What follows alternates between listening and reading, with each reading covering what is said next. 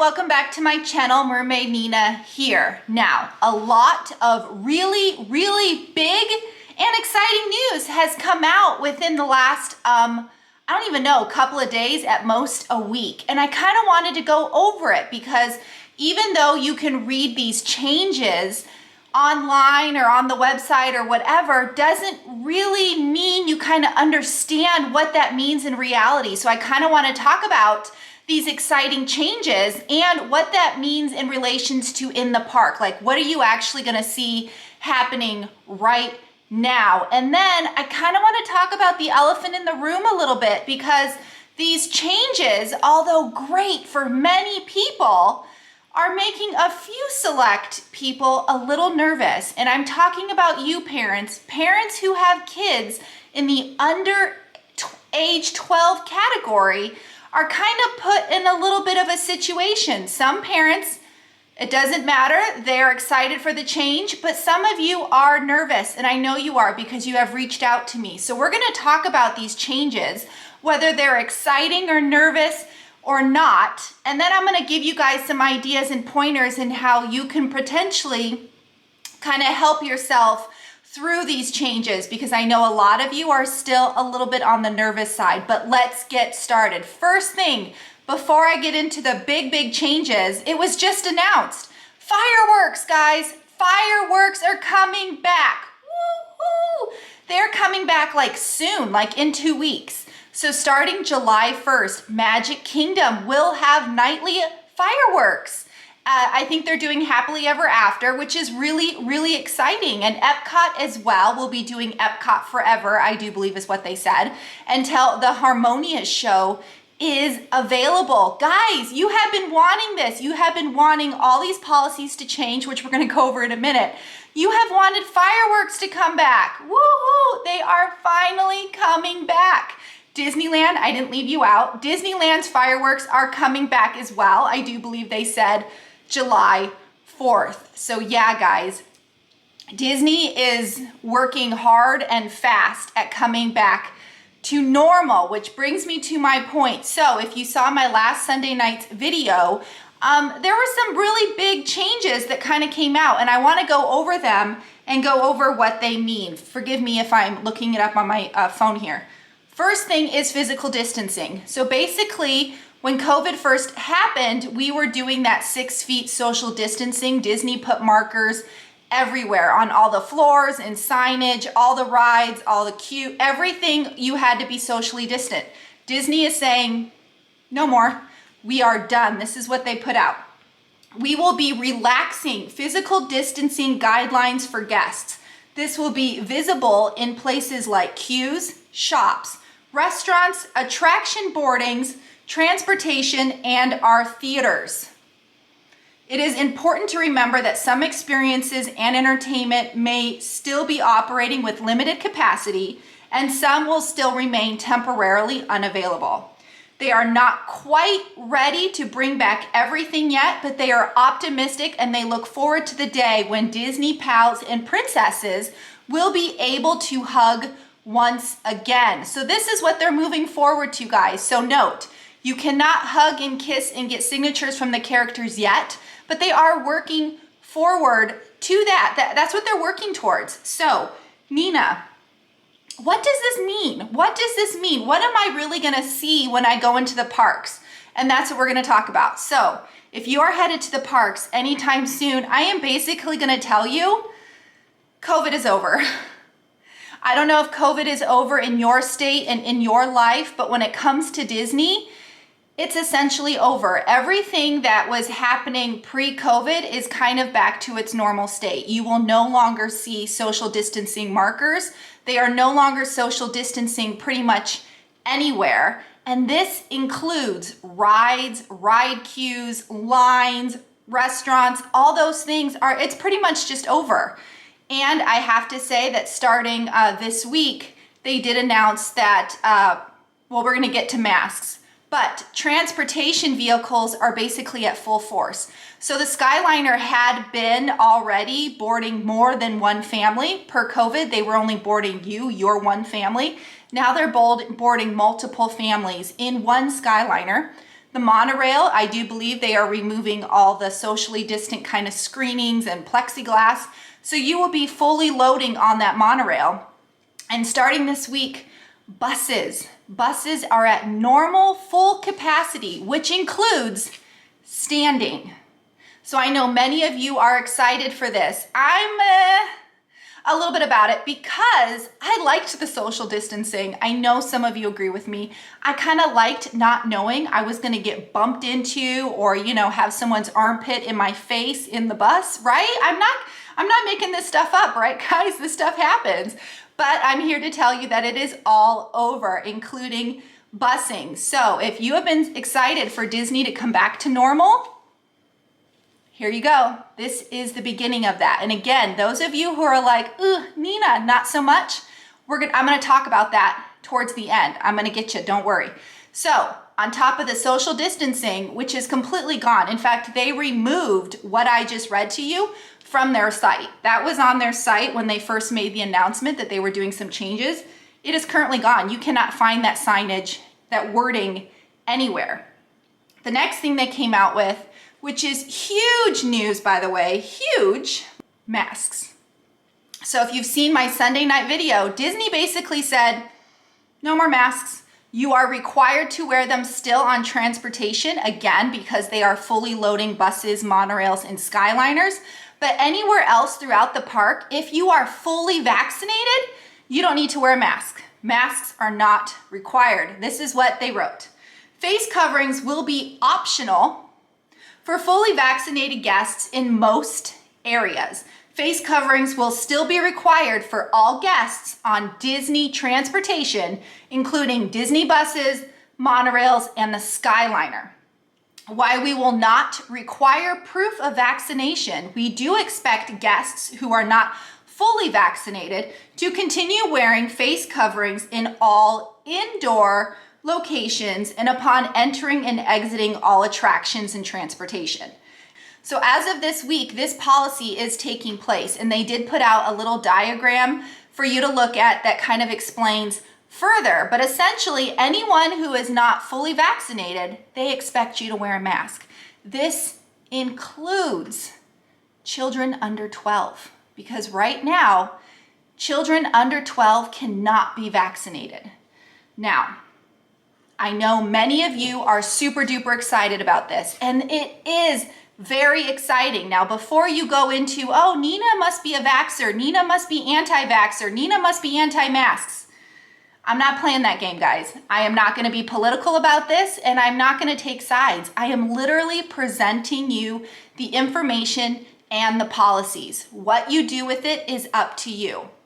Will there be people who are vaccinated wearing masks? Yes. Will there be people who are not vaccinated not wearing masks? Yes. Will there be parents who are allowing their kids to run around without masks even though they are of age to not be vaccinated? Yes. All these things are happening. Disney is not requiring proof. Disney is not policing the situation. It is up to you guys to decide your level of safety and all those kinds of things. But I am letting you guys know the policy. Technically, right now, the policy is if you are not fully vaxxed, you do need to wear a mask indoors, which means outdoors, you're kind of, up to your safety level. Now, I want to get into how I can help those of you who, for whatever reason, aren't vaxxed. That could be because you have kids who are under the 12. Perhaps you have a medical reason. Perhaps you're just not ready to get the shot yet. Either way, again, no judgments here. I'm just presenting the information. So for those of you who are like me, I have a child under 12.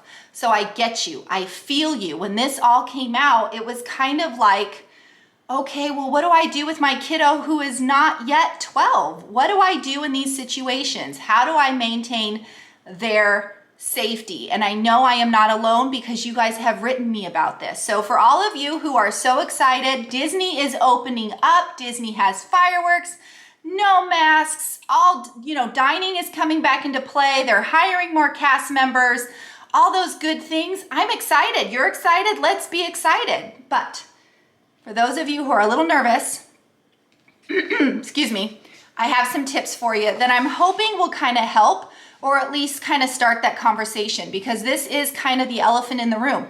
No one is really talking about what families with young kids are really to do in these situations. So I came up with a few kind of ideas. First thing, masks are purely optional. So you can still wear your mask. If you are going to the parks and you're not feeling that level of safety that some people are, then you can still wear them. In fact, many people still are. Currently, right now, cast members are still wearing masks as part of their costume. So you won't be alone if you do decide that you still want to wear your mask. Now again, they are currently required for non-vaxxed people. They're not checking, but this means your little kiddos are basically in front of everyone. We know your kid isn't vaccinated because they're too young to do so. But what do you do when you are going to Disney World and everyone else is not wearing masks, but your little kiddo technically, according to policy, should be? What do you do? Here's my few thoughts. First of all, teach your kid to wear the mask when they don't feel safe, when crowds get a little thicker, when you're entering and exiting and stuff. Like my kids are of a slightly older age, so they know that if they don't quite feel safe, again, this was also during COVID, they knew that they could just pop their mask on their face. Have that conversation with your kiddos now. Teach them all these kind of things in preparation for your trip. The other thing I'm suggesting is to keep the masks on some sort of lanyard or ear saver. So this is our ear saver. I think I've shown this before in a mask video. It connects to the mask. So I'm gonna see if I can put this on over the mouse ears. Okay, so this is my mask. When I'm not wearing it, it just kind of droops, right? Which is totally fine. So if I'm outdoors and I'm free and it doesn't matter because everyone who's outdoors doesn't have to wear a mask right now, everything is good. But if you all of a sudden get into a situation where it feels a little too crowded, all you have to do is pop it on. It's super simple. And then you feel safe again and you pop it off. It literally just kind of stays right here around your neck, nice and safe. Now, I get it. Some of you are like, Nina, you don't have to wear a mask. Why are we talking about this? This is for the people who are not yet feeling like we should be maskless. There are still states still living in that COVID situation. There are still families and parents who are socially distancing and wearing masks, and there are still jobs that are actually making their employers still quarantining and self-distancing and all these things. So the whole world isn't open yet. Disney is, but not the whole world. So that's why I'm going over this. But you want to have these conversations with your kid and yeah, put their mask on some sort of lanyard or ear saver so it's easy accessible for them to kind of put on and put off. The other thing I'm thinking is even though you as the parent might be vaccinated, maybe you should wear the mask too, just so your kid doesn't feel alone. Like, why mommy, why do I have to wear a mask and you're not? Maybe wear the mask with your child and teach your child that it's okay. That is, if that's your comfort level. If your comfort level is my child should mask, then perhaps do it with them, even if you're vaccinated. The other thing, so for buses right now, and even the Skyliner, monorail, whatever, they're getting back to their full capacity of boarding, which means your child could be seated next to a stranger. You could be seated next to a stranger. You could have strangers standing up both in the monorail and the buses over your family. So this is what I'm suggesting. First of all, you might want to seat your kids in the middle and kind of create a parent vaccinated buffer zone. So if you always keep in mind to keep the kids in the middle, mom and dad or grandma and grandpa, who's ever going on the outside, that's already making a little bit of a buffer zone for your child. When on a bus, when it gets busy and crowded, maybe you opt to do the standing so that you know you're standing over your family versus a stranger. It's just a thought. I get that none of us really want to be standing on the bus, but most of us give up our seats for kids and older people anyway. So why not just naturally do it and kind of block your kids and give them a little bit of a parental buffer. So the social distancing, social and physical distancing is now gone. It's just doesn't exist. Disney took it off their COVID policy website. It's not even a thing. So how can you keep your kids safe without social distancing? Because I guarantee you there will be guests out there who don't care. There were guests who didn't care when we were social distancing. So I am sure there are going to be some guests out there who don't care now. So again, you can seat your kids in the middle of rides and even in line. So if you're in line for a ride, you can have mom standing in front, dad standing in the back, keep the kids kind of in the middle, make your own self-distancing kind of buffer space. Will this work in every situation? Not necessarily, but it's something you guys can kind of plan out, discuss, and try. Make sure you teach your kids to stay close. I can't tell you at Disney how many times I see kids just kind of running off and the parents just kind of let them because they're watching, right? And that's kind of normal and typical, but maybe in this situation, you want to tell your kids, you know what?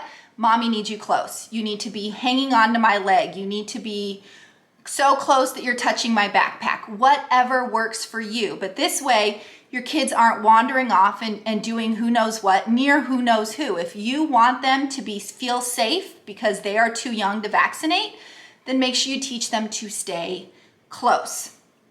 When you can, seat them in the middle, again, just like the buses in ride vehicles. Some ride vehicles are just your family, and that's great, but some of them are not.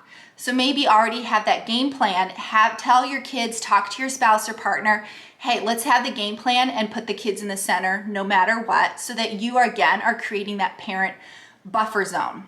Now, my suggestion is possibly to continue to use that stroller. I have a whole video on strollers, but strollers kind of create their own little buffer zone. So if you maintain to keep your kids in those strollers as long as you can, you are in a way giving them a kind of a safe self-distancing space. Now, the other thing I thought of, which may be a little crazy, but umbrellas.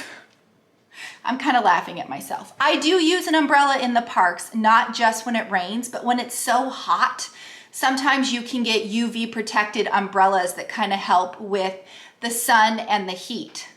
Maybe use those for other reasons as well. Maybe make it a twofer. You're using it to block the sun, but you're also using it to create some sort of self-distancing, because not many people want to purposely bump into an umbrella. Some people will, some people do. It's just something I thought of, guys.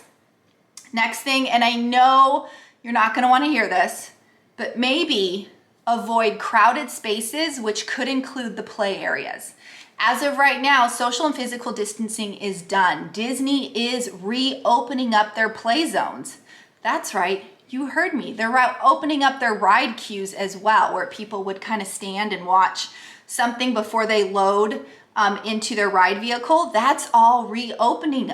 Beauty and the Beast stage show is reopening, all these things. And they're not social distancing in theaters either. But if you are in a situation where you don't feel it's safe, then maybe kind of avoid it. Maybe look at it, research it, talk to your spouse and partner, and discuss ahead of time what things you are kind of gonna avoid, including the play areas. If you know where they are, don't take your kiddo next to them, because it's really hard to tell a toddler they can't play right now. I mean, it's like really hard. Last thing on the list for kind of physical distancing is fireworks. So I just announced fireworks are back, woohoo, which is really exciting.